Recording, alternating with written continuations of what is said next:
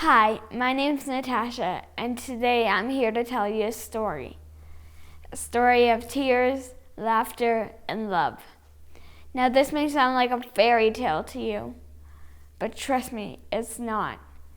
Today I'm here to tell you my story. A story that began May 1st, 2015.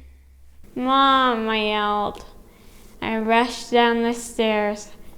How come nobody told me my face was drooping?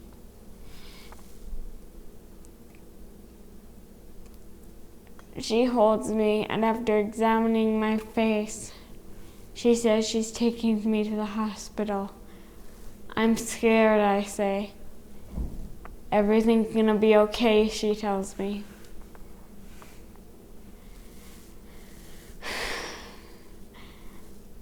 At the hospital, we wait 5 hours. We wait, and then there's an MRI, and that takes another hour and a half. And then the doctors had to look at my results. Another hour. My parents left the room and went to go talk with the doctor. Another hour. The nurses around me were being super nice.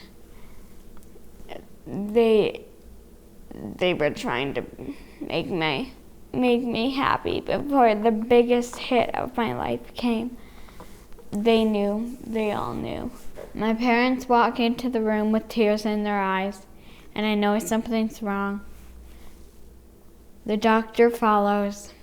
An oncologist, he calls himself. And I joked to the doctor, I don't have ALS or a brain tumor, do I? And the doctor jokes back, no, you don't have ALS, but I'm sorry to tell you there is a brain tumor. My world stops. My heart stops. How can I go on, I think?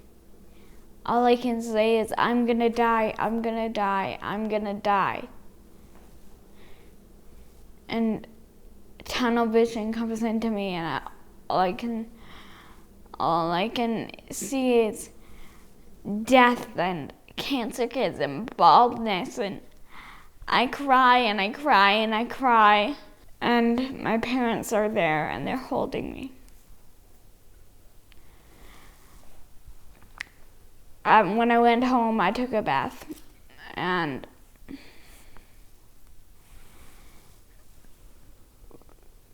even though I was in the bath, my 14-year-old brother at the time decided to run into the bathroom. My parents told him, and he was crying, and I was crying, and he hugged me even though I was wet and naked.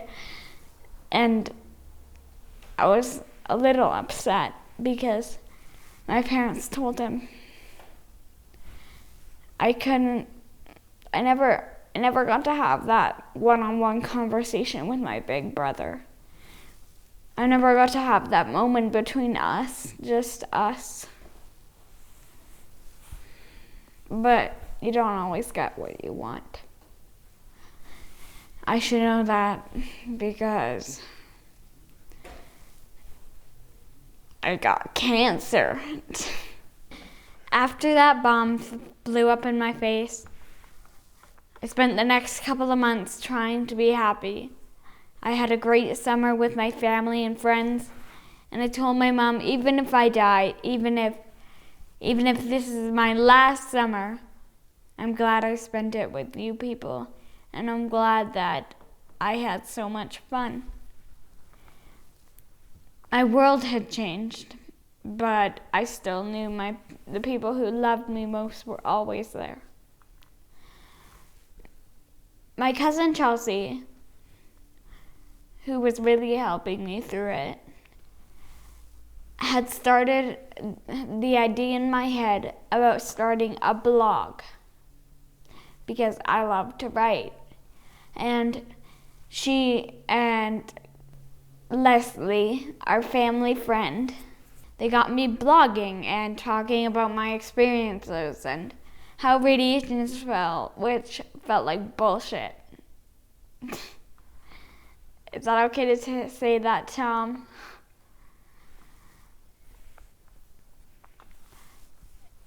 Radiation is horrible. They put a mask on your face and nail you down to this plastic bed, and you can't move. And the way they were hitting me with the beams, they hit nerves that caused me to smell sensitivities that only I could smell, and they were horrid. They made me throw up. And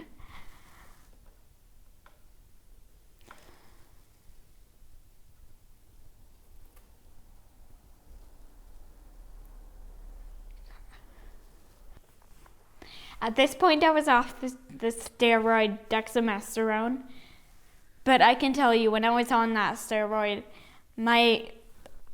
everything went wacko. I lost my ability to control my appetite, and my cheeks started puffing out. And one time, I woke up at 6 a.m. and made a burger and ate the entire thing. Who does that? One of the things we started after the dexamethasone stopped was cannabis.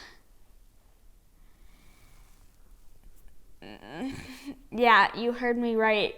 I call it my butt weed. I put cannabis in my bum because it has cancer-fighting properties. One of the other things that happened during health and stuff is my mom kind of lost her shit a little bit and went crazy on the health foods. And suddenly I wasn't allowed to have Nutella, and just cutting back on my sugar.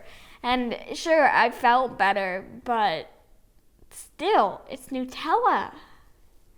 Just before Christmas, I dropped out of school.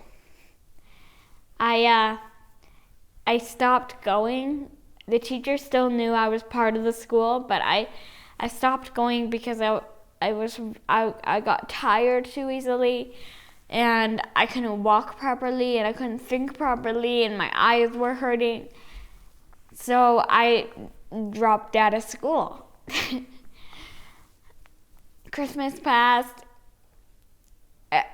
New Year's passed, and suddenly it was 2016, and I was going on my Make-A-Wish trip. Something hit me that trip that I don't think anybody should have to have hit you, which is why I really don't want to die. Because when we were in the airport going to California for my Make-A-Wish trip, I was sitting a little further away than my family because we weren't on that good terms. So I asked my mom to push me away a little bit. Trust me, traveling in my family does not go smoothly.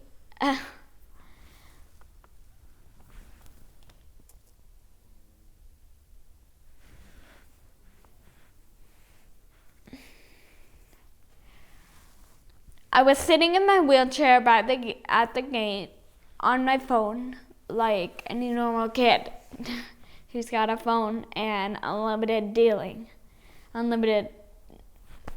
data.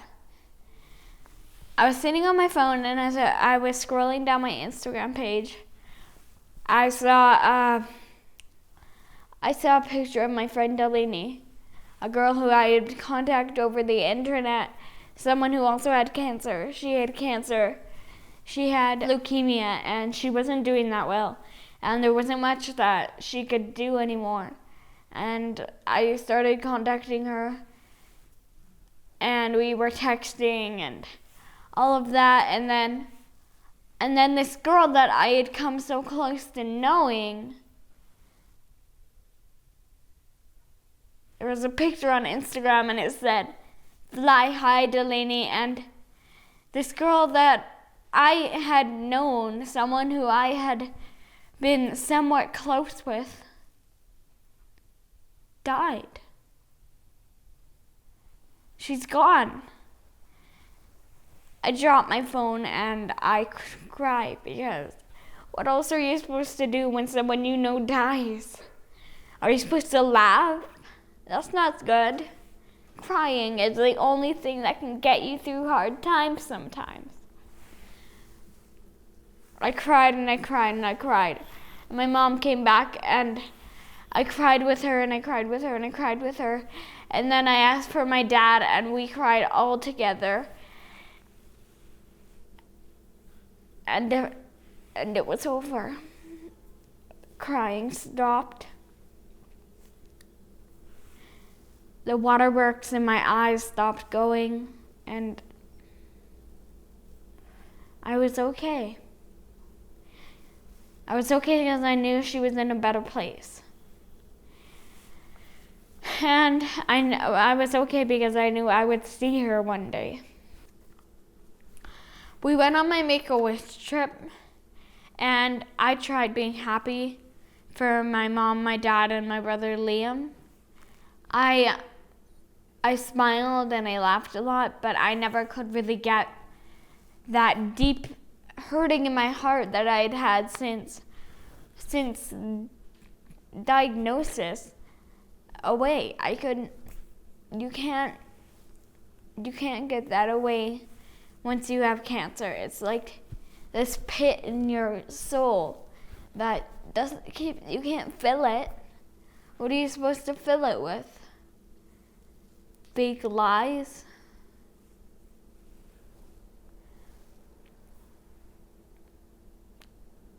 All this time, I was trying to be happy, not for me, but for my family, my friends, everyone. And you may ask me, why'd you do that? Why can't you just let go? And I'll say, I can't let go because I know that there are millions of other kids just like Delaney who are dying each day. 7 kids die each day. This is not okay, and it's affecting me in a big way. Once you have cancer, suddenly once you have cancer, suddenly something that seemed like it wouldn't ever happen to you has happened to you. Like getting robbed or getting in a car crash. It's the same thing. Something that you don't think is relative suddenly becomes super relative. And even though you might not have cancer, I know once I had cancer, I was opened up to a whole new world of kids like me who are fighting. And through this whole new world, I learned the pain and the misery and how I can fight. You don't have to help me survive. You have to help all these other kids who get cancer each day survive. We only have 4%. And I will bet you, if you look at your kid, you will think that he's worth more than 4% of the funding if he or she ever got cancer. Look into your child's eyes and ask yourself, this is what could happen. So what am I gonna do to make sure it doesn't? Thank you.